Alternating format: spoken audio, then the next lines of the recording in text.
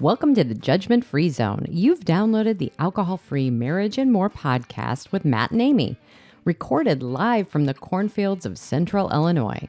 Welcome to episode 83 for June 3rd, 2024.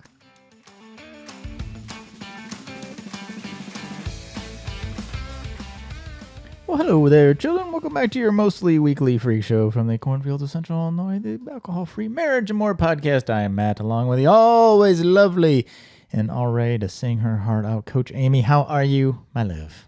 I am great. How are you? I am fantastic. I'm great. I did my hair. You did your hair? It's like one of the few days I've seen you without a Juva bun in your hair. Why do you have to keep telling everybody Your about my secret? My secret, actually, I don't care because I've just, Dolly Parton wears wigs. See? It's like you know what? And I was watching her talking with Jimmy Fallon, and he pulled out one of her wigs. I got to share this with everybody. It was so funny. He had to put on the Dolly wig, and he's like,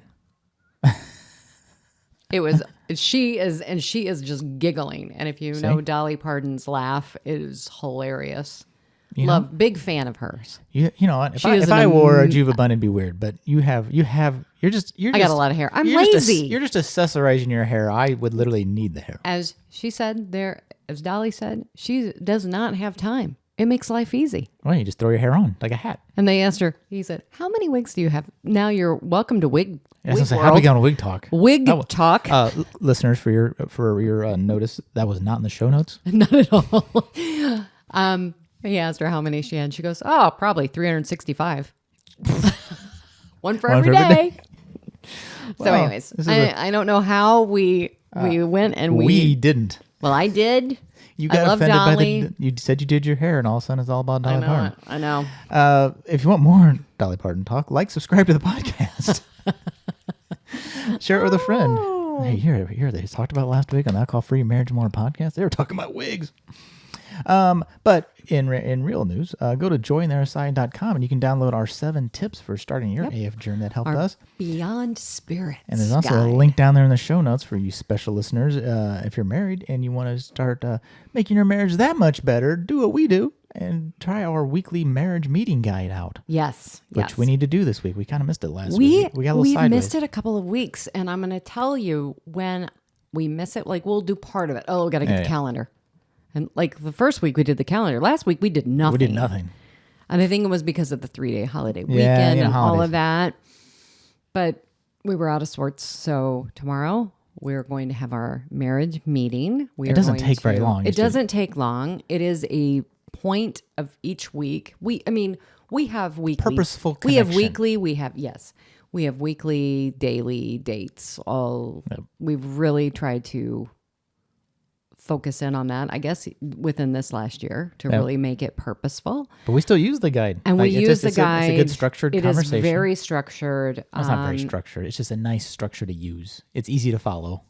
It is structured. I know, when you say very structured, it sounds like you must do it this way. The first time you do it, I would recommend that you actually follow. Which is kind of fun in its own. Actually, probably for the first few times that you do it. And it's going to feel awkward and everything, but you have fun with it. As you do it, then it becomes more natural because we're not used to communicating properly.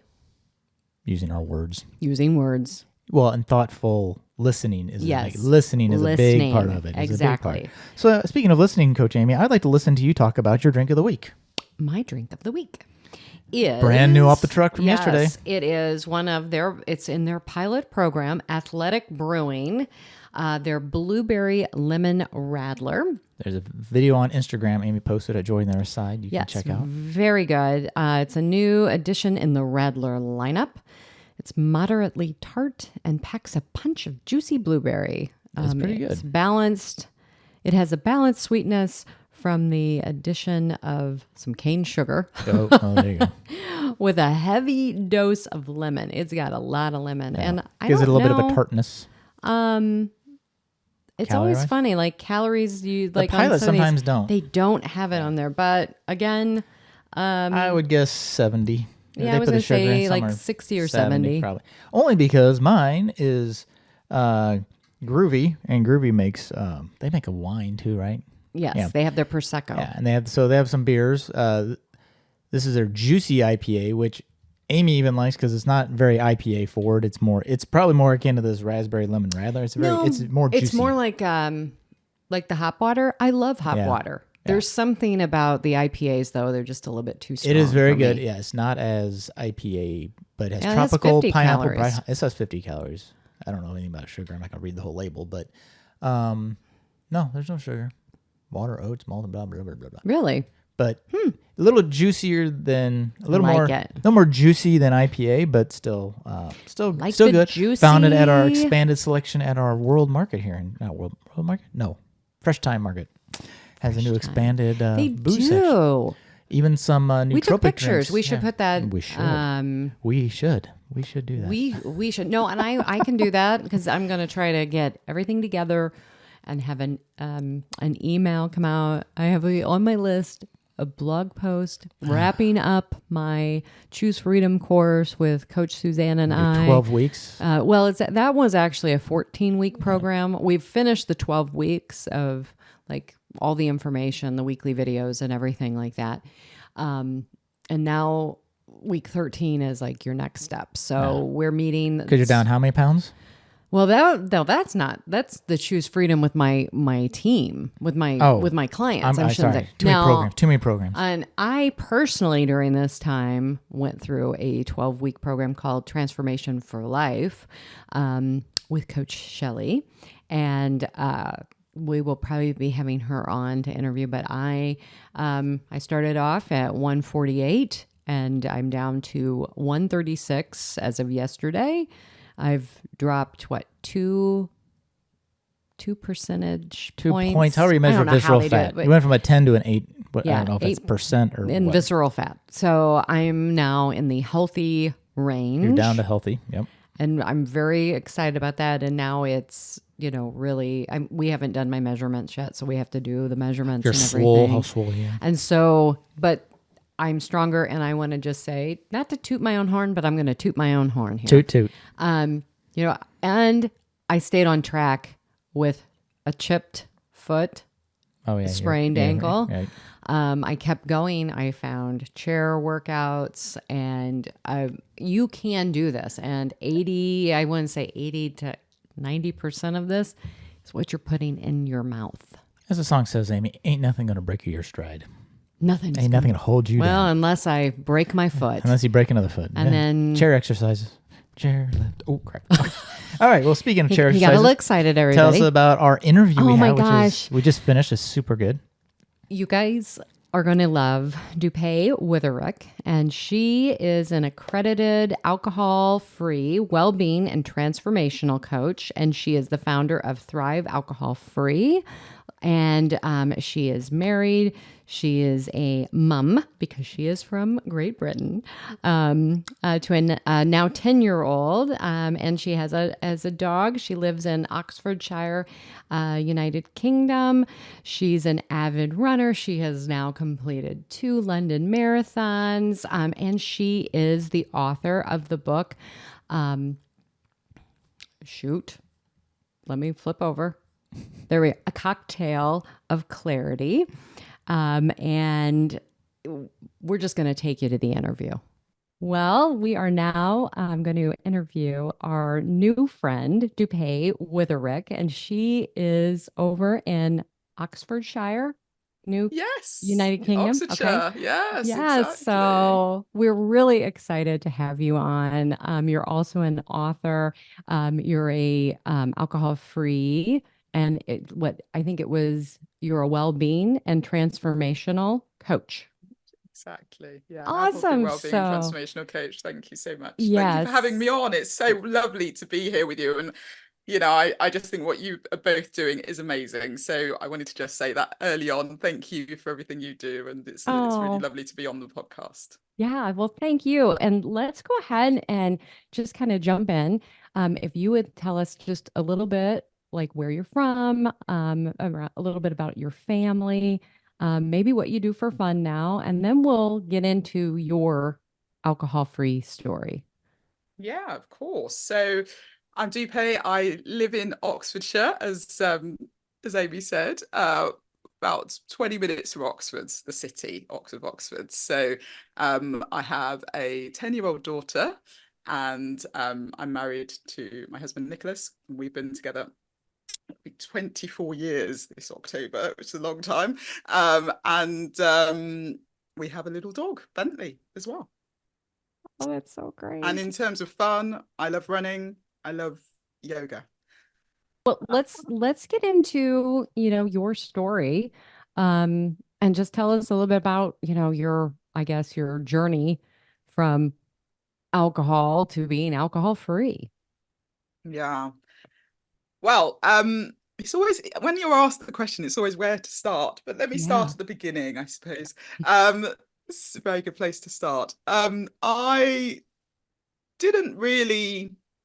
I always say, as a teenager, I wasn't really a drinker. I didn't really drink very much. Some people say they started drinking at 13 or 16 or whatever. I don't really remember that. I probably tried a cider or something when I was about 16 or 17. Didn't really like it, but that's what some people were doing. So I thought I'd try that. So it was only really when I went to university that I was introduced to the whole drinking culture. And I don't know. I think it's similar in the US, but that first week, we call it Freshers Week here in the UK. And that first week is when you've just left home. I went to university a couple of hours away from home.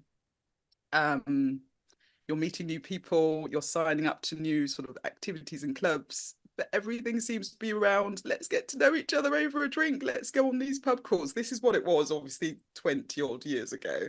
I know it is changing slightly, but there wasn't really the option. The option was you all go out, have a good time with a few drinks. And that was really the start for me. And then I think throughout university, it was just the norm to work hard and play hard. So you do the lectures and then you'd sort of go out in the evening, and there were certain nights that were the party nights, and you would have the shots and all of that sort of thing. But it was just fun. It was normal. It wasn't anything that I perceived as different or wrong in any way. And interestingly enough, I remember in my first year, I was in a hall of residence. We call them the halls of residence here, which is where you sort of live in your first year before you then go off to houses and things. And there were about 180 of us. And I do remember there were probably two girls that I was conscious of who didn't drink, and they were ostracized. No one really spoke to them. So I think at that point, I had this subconscious thought or thing that stayed with me that if you don't drink, you're boring, no one wants to talk to you, you're no fun. And so it was just, I'm always going to drink because that's what everyone else does, and that's how you fit in, and that's how you sort of get on with the world. And I did a year in Spain as well during my 4-year university career, and that also was an interesting experience because there's a whole red wine culture there. We went to vineyards, well, red wine and white wine, but went to vineyards and did all of that. And that was all very sophisticated and glamorous. And then you also, at the time, it was the pesetas. So I'm again showing my age. It was before the euro. But you'd get these like big goldfish bowls of gin and tonic. So you'd ask for a gin and tonic.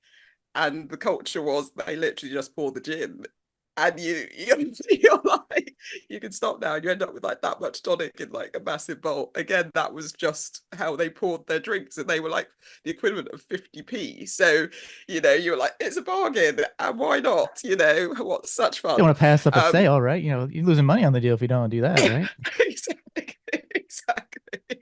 So again, I just remember it all being very fun. Then I got a job in the city in one of a big corporate firm, and it was more or less, it was a graduate scheme. So again, a lot of people my own age, my age, who we all worked hard, and we were doing quite long hours at the time. It was quite intense. I think I was in management consulting for many years, and I think about my career, and there were things that you just wouldn't get away with now, because I'd work on projects and with clients, and I'd travel all over the world. There was one year I did 13 countries in a year, but I'd land somewhere, maybe 6, 7 in the morning, go into the office, and then you'd work till midnight or whatever. And that was the sort of culture. And so then when you actually finished a project or did something, it was a big celebration, and you'd all go out, and it was, and it was just a bit of a party. So drinking was just always in the background. It was just something that I did, client dinners, networking, etc. But probably in my 20s, as I said, it was lots of fun. Didn't really think about it. And then unfortunately my brother passed away in my late 20s, and he was my younger brother, so he was 22 at the time. He had an illness which we didn't think was life-threatening, but anyway, it didn't quite work out. And so I think at that point, because I was trying to look after my parents and my other brother, and just be because I'm the eldest, so be the sort of person keeping everything together. I think at that point, I remember my friend, bless her, she came over and stayed with us for a few days. My husband was obviously there as well, but she was like, have a drink, and then I think I started getting to the point where I drink at home. That's probably the point where I really remember starting to drink at home more, because it was just like a numbing thing. I know, when I look back, it was to numb the pain and grief. And so then it just became more of a habit, I think, of drinking at home. But then I got pregnant a few years later, so my early 30s, and you obviously don't drink for 9 months, so it didn't bother me at all. But then, of course, as soon as our daughter arrived, it's like, right, to celebrate, we need a glass of champagne. And that was, you're back on it. And then there is the whole mummy wine culture. And so you're meeting new mums, and it's play dates. And then it's, do you want a tea, a coffee, or a wine? And you inevitably end up with a wine. And it was, so drinking was never really, I would say those 2 points, probably I was drinking a bit more, because I think the first year of being a mum is quite hard, and you're trying to navigate everything, and again you're on your own with a baby. And so when my husband would come home, I'd be like, right, you take it out. I'm gonna have a drink and relax, because again you associate drinking with relaxing and reducing stress and all of that sort of thing. But then it got to my late 30s, and I realized that I wasn't enjoying red wine. I couldn't really drink. Even I try a glass of heavy red wine, and I could tell it just wasn't settling on me. It wasn't feeling good. But at no point, this was probably a couple of years before I stopped into that 2020. And but no point did I think, oh, well, I'm not going to drink. Couldn't possibly do that. So it was like, well, I'll go on to the lighter red wines. I'll try the Pinot Noirs because they've got less alcohol, and then that didn't work. Well, I'll go on to the white wines. Well, that didn't work. And so it got to the point where I felt like I could drink gin and tonics, and I could drink champagne, which sounds ridiculous, but they were the 2 things that I could have a drink and not feel awful.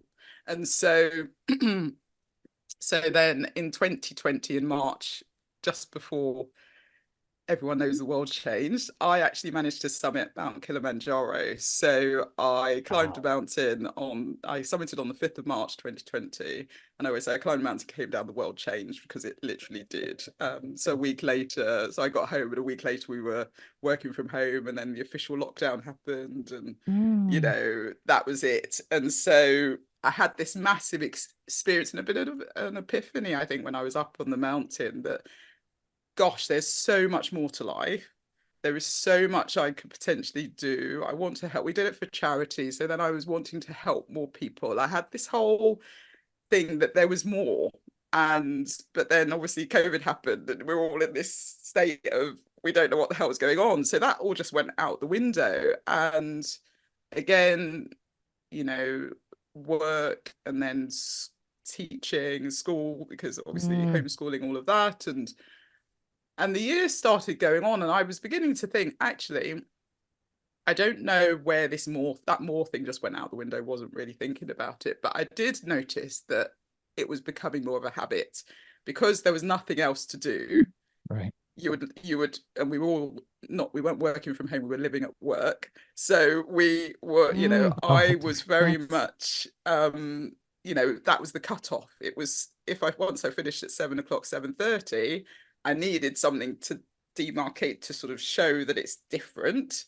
So you'd have a glass of wine, and then everyone, all the mummy WhatsApps and everything were saying, we need a drink. I'm having a drink. And it seemed like they were earlier and earlier for some people. And so it just got to the point where I was like in this vicious circle, and I was thinking this isn't good. But I was also people and purpose lead in my organization for my immediate team.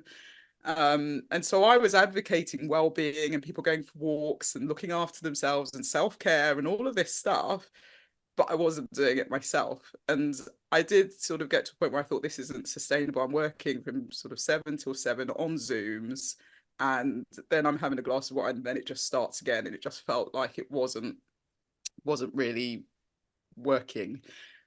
So a challenge came up at church where they said to give something up for 21 days. And so on the 9th of November 2020, I stopped drinking for what I thought was only going to be 21 days, because I thought, well, it just gives me a break. Then it means that it's not going to be such a habit. I can break the habit and I can moderate and just not drink as much, every day or whatever, every other day. I wasn't really drinking that much, to be honest. As I said, I'll come on to that, but my husband was like, you didn't really drink very much. By that point, I'm sure I had my days. I definitely had my days in my 20s where I had my big nights out and everything else, but I probably wasn't. It was more of a habit of have a drink, and that was it. And so I did what I thought was going to 21 days. And in that 21 days, a few things happened which made me really think something is telling me, and I believe it was, Holy Spirit, God, whatever you want to call it. But for me, it was the Holy Spirit telling me that you need to let this go, because there's more. There's better. There's something else. I didn't know what it was. I didn't know what it was going to be. And so anyway, a few things happened along the way in those 21 days that made me think, well, I'll just keep going for a little bit longer. So it's now 3.5 years. Over 3.5 years. So awesome. I love it. Gin and tonics in the UK. That's where I picked up. I went to London when I was in college, and that's where I picked up my gin and tonic habit too. So I don't know. I never had in a fishbowl, but and so you just kept going. And I love how you brought in, it was the Holy Spirit for you. I mean, I had that going into the pandemic. I had in the middle of the night, I call it my conversation with God, just saying, you got to stop. And I remember going, I got to stop. And it was and then mine is kind of similar to yours, but it was a 21 day. And I was just like, 21 days, everything will be back to normal. I will be able to drink normally again, like like breaking the habit. So I think there's some of us who get that, and then it's just like, wow, this is just getting better. And it just, for me, I mean, and I know just by following you, it just keeps getting better. Your life is opening up, and you're like, oh, wow. So I would love to talk about that happened in November of 2020. So let's move forward. I mean, you've written a book. You went through coaches training. There's a lot of big things that happened for you in these past, 3.5 years?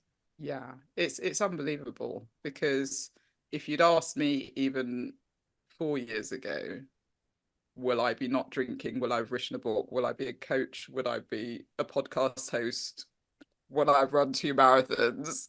I mean, you couldn't write it. This is just not, it was not the thing. I mean, obviously I climbed Kilimanjaro, so that was, maybe I could have done, but not in such a short space of time. And it does feel like time's collapsed, and it's given me, I think one of the key things for me is you realize how much time and space and mental capacity alcohol is taking without you even being aware of it, really. And it's only when you stop that you actually see that you've just been wasting time. My evening would consist of, okay, I've had a long day, I need to unwind, let's sit in front of the telly, let's watch something and have a glass of wine. And then my weekends would be, who are we meeting up with? Which friends are we going round to their house? Are they coming to us for lunch or for dinner or whatever? And then again, it was just around, if we went out, if we went to the theatre, if we went anywhere, for, for dinners, date nights, we always had, it was sort of revolved around drinking, and that's what you would be excited about, maybe. And what I think I've realised is how much it takes away, regardless of how much you're drinking, and how much it impacts people, no matter how much you drink. And so I'm really keen to get the message out that you don't have to be drinking huge amounts to see, even things like sleep. Your sleep improves so much.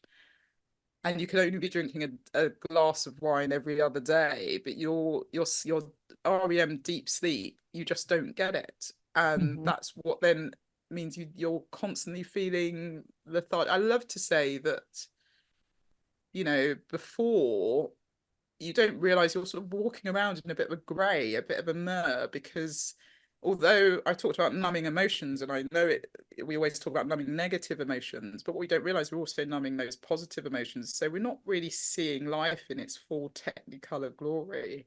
And even everyday things, for me, I notice so much more now. I love just looking at leaves and trees and flowers and just walking through nature and noticing.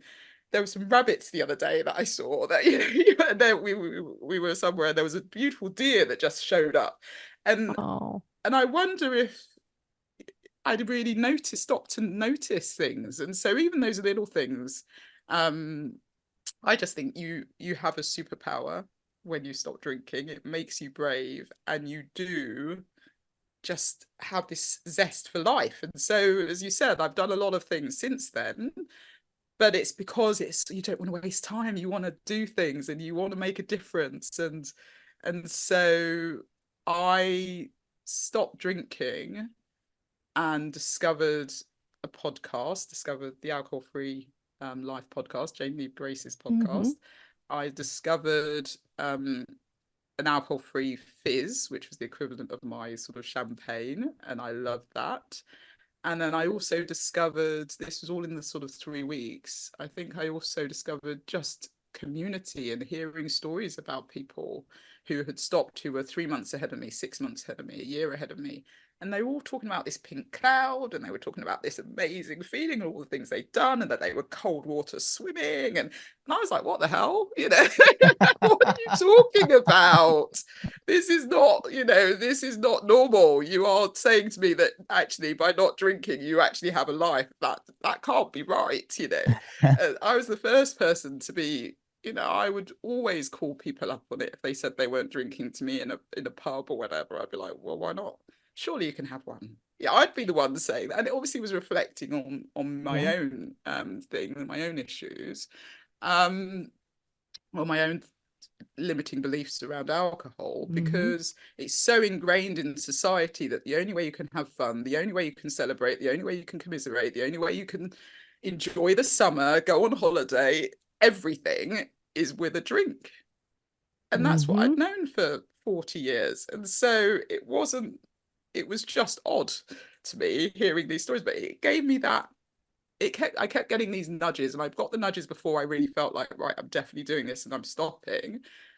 And I knew they were probably coming for probably a few months, 6 months maybe, before I actually stopped. And I had a good excuse to stop. But then after that, it was just like, well, why don't you keep going? Why don't you test it, experiment, see if it's true. These people that say 3 months ahead when you get to 3 months, look back and see, and those first 3 months, I started running, I started yoga, I started a coaching course. That was within the first 3 months. Wow. That's so awesome. I also realized that where I was work-wise, I didn't feel like I was being valued and appreciated. And then all of a sudden, all these opportunities came my way. So I was also offered a job within those first 3 months somewhere else to do probably my ideal role with a massive pay rise all within those first 3 months. So that it's like, is it coincidence or is it what is it? I think it's stopping drinking. Yeah. And when you close that door and everything what you're talking about, and I'm sure you write about this in your book. I can't wait to get it. It's on order. Oh, bless It you. probably all comes, everything comes into alignment, Yeah, you know, absolutely. and your book is called A Cocktail of Clarity. So, Yeah, I mean, and everything you're describing is just everything getting clearer, yeah. everything getting brighter.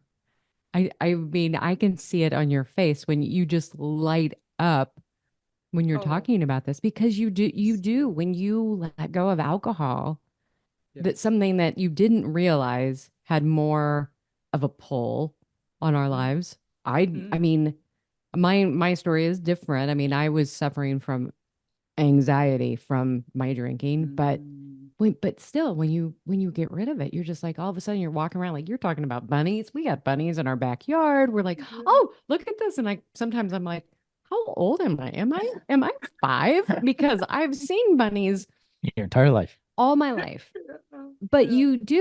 you have this awe and wonder and this Yes. new perspective. And I think that's what I would love to hear your thoughts on this because of your own coaching program that you have too.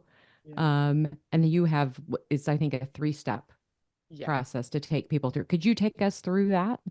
Yeah. So the process starts with it goes from foundations to first to freedom. And the foundation part is really helping you understand what alcohol is, what alcohol isn't, how it's serving you, what the limiting beliefs that you might have around it, then how to really work through and let those go, from a subconscious programming perspective. And we also talk about what you like, what you don't like about alcohol, because I think that's really important to think Mm-hmm. about what you do like about it, because actually when you boil that down, you can then actually counter it. You can go out and say, well, is it true?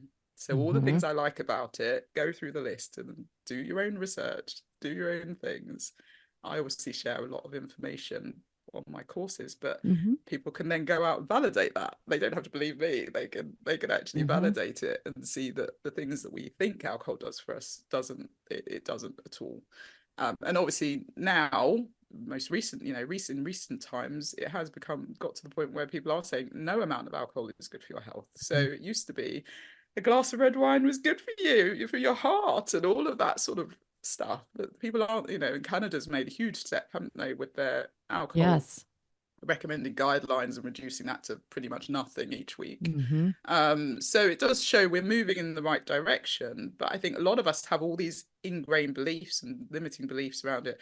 And then we also have an identity piece we have to work on, because fundamentally, in order to change anything, you need to change your identity, because that's what everything is then driven from. And we believe, a lot of us think, oh, we're the Prosecco queen, or we're the beer guy, or we're the person who is known for having a drink. We're the one with the bar, in our house, and we'll be the ones making the cocktails. And it's a whole identity that you have, and you've Mm-hmm. probably had it for many years. And so trying to change that and start thinking about things differently, and journaling and other things, that tools that we use to, and creating that alcohol free toolkit, which is something I go through, they're all things to help you as a foundation to build, sort of build into in a way that will help you to sort of move to the next level. And then the first is all about obviously navigating those first, managing relationships. What do you do when your partner's still drinking and you're not drinking, all of that stuff. But then it's also looking at your, now that you've got that time, what do you do with that time? So it's Mm-hmm. creating new passions and hobbies, building daily habits and routines that are actually positive, that will still give you things like the dopamine and the serotonin and the other things that you're missing from alcohol, but actually help you do it in a healthy way. And so creating that new lifestyle, as it were, around it. And then we move on to freedom, which is at which point, people have stopped drinking for a little bit, maybe can start thinking about really managing and processing their emotions in a deeper way. We Mm-hmm. do EFT and things at the beginning, like to help with cravings and things, but we don't really go deep into the emotional psyche of it, because there's a lot there potentially for a lot of people. And so we then go on to sort of, how do we do that? Then it's really understanding yourself, and so thinking about your values. I've also introduced human design this year to that, so that's really understanding who you really are, through a tool called Human Design, which is a really powerful tool that talks about your strengths and weaknesses, and how to use your energy, how to make decisions from your body perspective, not your mind. Your mind doesn't make any decisions. And then we also talk about things like values, setting goals, and how to dream big. So that's the curriculum, and depending on where you are, you can join at different points, and I'll work through different parts of that. So yeah, that's what so I do. Awesome. So I'm curious, you mentioned before we started recording that your husband quit drinking down the road. Two-part questions. One, what was his journey to catch up with you? Two, did you use your process on him? I ironically, when you say that, no, I didn't use it, but I think he saw the process in action with me. Yeah. And I like to think I was very much taught originally and told, this is for me. What I was doing, I need to make it a non-negotiable for me, regardless of what everyone else is doing, regardless of what my friends think, regardless of what my husband thinks. You're not doing it for anyone else but for you. And you have to be ready for it. So I work with people who are ready for change, really. They don't need medical intervention. They haven't hit rock bottom. They've sort of got to the point where they're sick and tired of it, and they're ready to do something different. But yeah, with my husband, it was really interesting because he was so supportive, and I know a lot of people don't have that. They don't have the supportive partners. They have the partner that says, are you done now after a month, or why don't you just have one? But he was actually helping me experiment with like the alcohol-free cocktails over Christmas that year, and he was making me different drinks, and it was lovely. So he was always very supportive. But he just carried on. So he'd pour himself a gin and tonic, and I'd have an alcohol-free gin and tonic, for example. And that's how we did it. And I never really talked about what I was doing or what I was learning, because I did a lot of self-development, personal development at the beginning. Anyway, so yeah, I wasn't pushing anything. I wasn't pushing my own agenda on him. But I was watching him, and I was conscious that he was drinking. That was what he did. And we probably did it together. So, well, you didn't notice it, but he was always drinking in an evening, and that was his way of relaxing. And so, excuse me. So I just ended up taking myself off and doing courses and just enjoying it, and using my community to inspire me and to sort of keep me going and not worry about what he was doing. And then, as I went along, I probably started changing without realizing I was changing for the better. I was definitely a lot more patient, a lot more. I've always been quite a calm person, but I think I'm even more calm now. I would say maybe even just I started doing a lot of yoga. I only started running, I think it was like the February or March 2021. And then I had done a couple of 10Ks that year. I did my first half marathon in the following April, did my second one in the October, and then ran the London Marathon in April 23. I was doing a number of courses. As I said, I did my coaching qualification, my transformational coaching qualification, and that took me to sort of August of 20. I started that in January, took me to sort of August of 2020. And then I went on to do the sober coaching qualification the following April. But I was also doing courses on brain, courses on sleep, various courses across the board on the subconscious, all of that along the way, because I was interested in just developing and growing. I even did a speed reading course, and then I ended up reading so many books in a year. I probably read more books in that 1 year than I did in 10. So it was yeah, it was just incredible. And I just found, and it's what I say to all my clients and to people who might be listening, someone who might be listening, you decide to do it and make it non-negotiable. And then anything else, anyone around you will probably be inspired without you having to say anything, do anything. They'll see the journey that you go on and they'll see the changes, and then they'll probably think, I want a bit of that.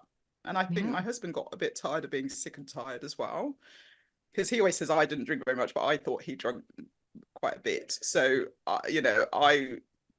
yeah, I was never convinced he was ever going to stop because that was his thing. So when he then announced to me, probably about a week or two after I celebrated 2 years alcohol free, that he was stopping, I was like, yeah, whatever. And he did. He did. He did. And that was it. So yeah, it's been amazing. I love that. And so I think, as a, my Thrive AF method, which is obviously split into the three, but the Thrive AF stands for the different areas as well, which all fit into those buckets,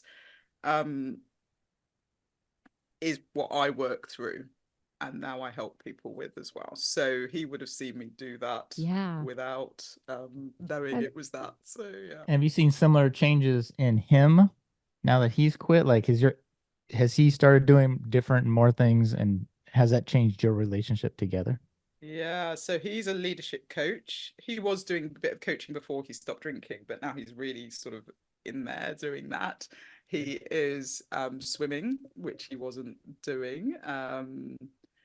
He just seems more present, more content. I think it's a contentment maybe that we all feel, isn't it? It's that less striving than, and less surviving and striving, and more thriving. So it just feels a lot calmer.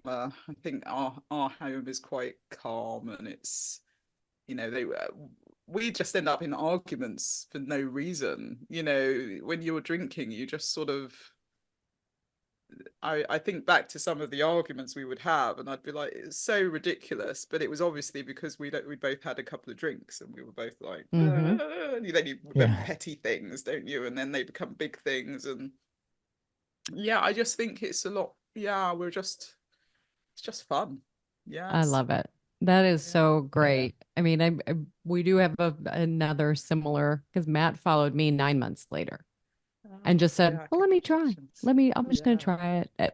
I think you were more of a, we'll see what this I'll is do like. 30 days and same thing, go back.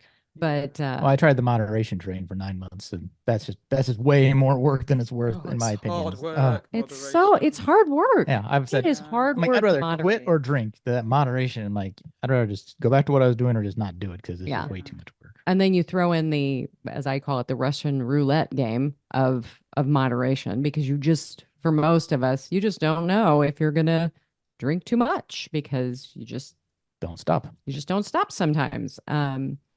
But I love your story. I mean, we have similar of, like, you quit support. I have certain things. I'm like, if you told me 3 years ago I'd be doing the things I'm doing today, I'd be like, you're drunk right now. It's like, I'm not. I'm like, no, I'm going to the gym, and I'm not doing this, that, and I'm like, no, because I don't have the time, because I'm too busy sitting around doing nothing, drinking. Then we just finished up and became marriage coaches, couples coaches, to take people through. So, that's something that when you talk about things, just like you said, if you had told me, like, like you saying 4 years ago, 5 years ago, that this was going to be my life, and we were going to be podcasting and taking coaches courses and all of these different things and helping other people. I don't know. There's that desire that you had in you. Yeah. And then when you let go of the alcohol, that desire was able to, you could just fuel it. Yeah.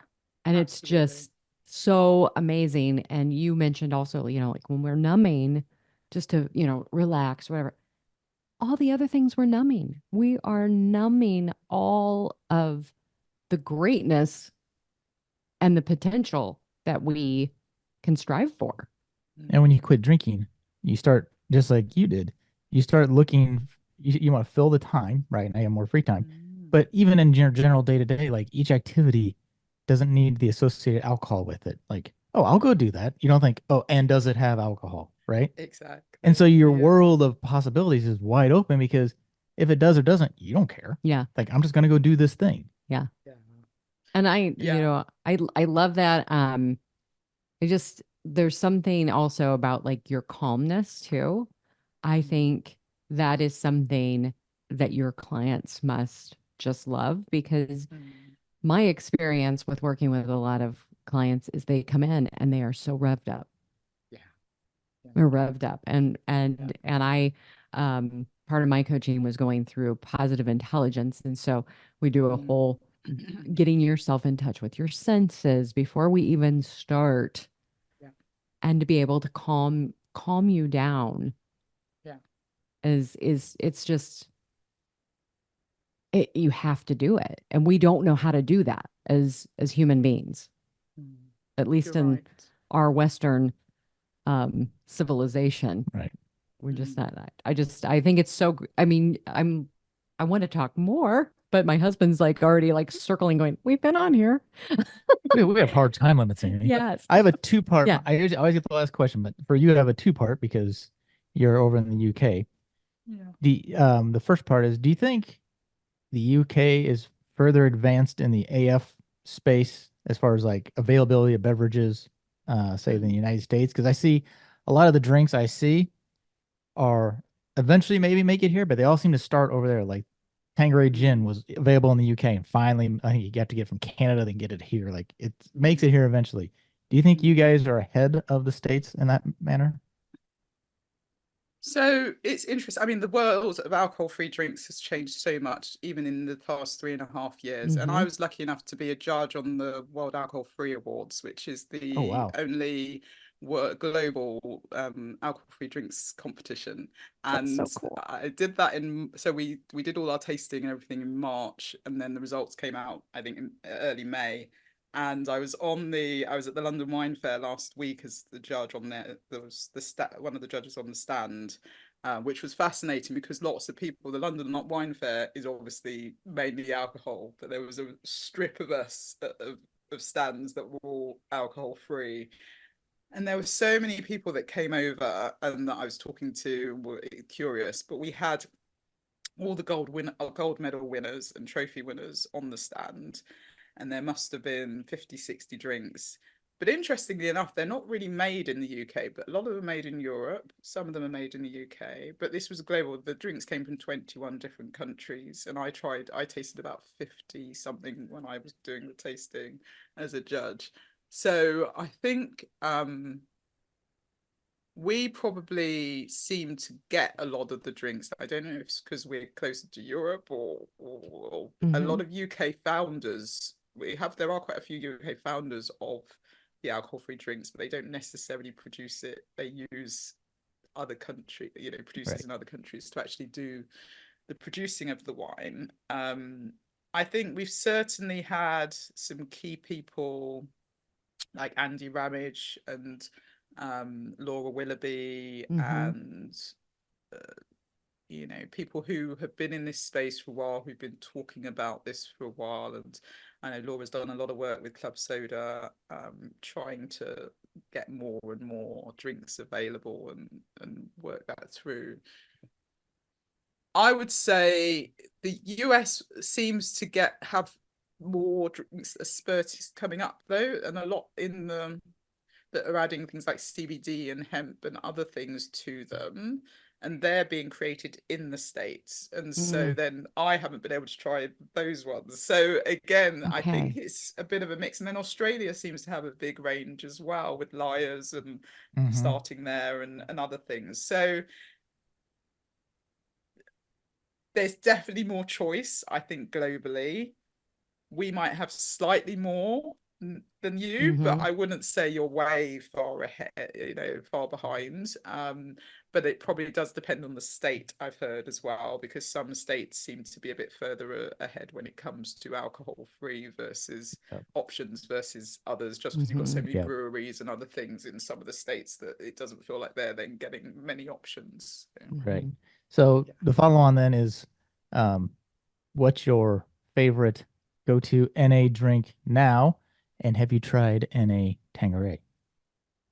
I have Tanqueray Zero. When that came out, I'd actually discovered, because that came out, I think, in the UK, probably January 22, something like that. But before that, I was drinking something called New London Light, which I discovered really early on, within sort of 30 days, because I found my favorite drink is Naughty, which is the alcohol-free fizz.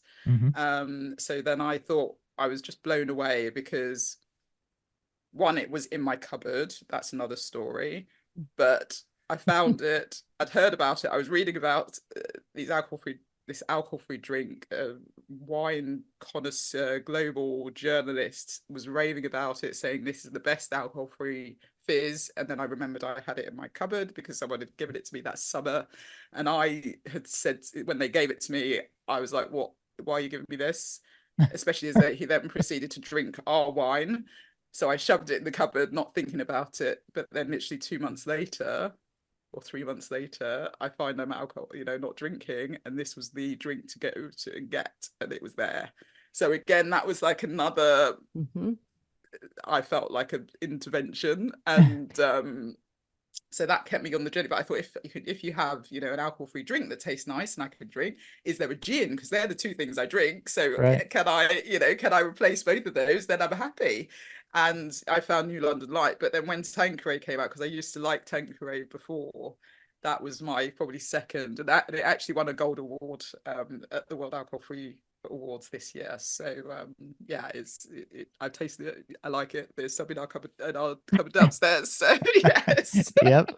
I have to take a little bit of a drive to go get it around here, but definitely a winner. It is. Yeah, that's awesome. Well, we are so appreciative of you being here with us, and I feel like we have more to discuss. So I'm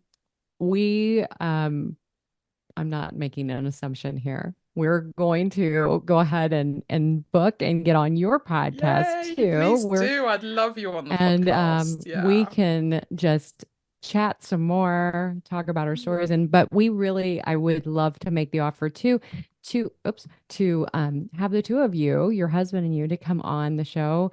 I think it would be great to just have a little conversation about his story and watching you and how that all evolved. So thank you so much. I'm going to go ahead and we'll put the links to your program, the book, everything, because we didn't even get to really talk a lot about your book. So we have a lot to keep talking about. Exactly. So, well, I so enjoyed the conversation, and I loved where it went anyway. So thank you so much for having me on. Oh, thank you. Well, thank you, Dupe, for being an alcohol-free Marriage More podcast. I could have talked to her another 45 minutes. Yeah. And I want to put out their accent warning, and but it's so calm. She just has a calm demeanor, and And when she said that she actually got calmer, I'm like, oh, I just want to hang out with her. Yeah, I know. Like It's our anniversary trip. Peaceful. She is an amazing person. I can't wait to be on her podcast. I kind of want to climb Mount Kilimanjaro now. Oh my gosh. I mean, and that was before. Yeah, right? But she had that epiphany. Maybe Everest is next for her. So, yes. I mean, it's... And check out her book. Don't forget to check out her book, too. Check out her book. But I'm also going to just say, I feel so blessed to be doing a podcast because we get to meet some cool people. Some really cool people. Literally all over the world. All over the world. All over. It's so awesome. All right, so kids. Thank you, Dupe. We really appreciate it. And thank you to you, dear listener, for tuning in from all over the world, wherever you may be. If you have any questions, reach out to Amy at joyontheotherside.com. Always comment on the little podcast things down below there. That's awesome. Otherwise, we'll see you next week. Wishing you peace and love in the cornfields. I'm Matt, along with Coach Amy, and we are out.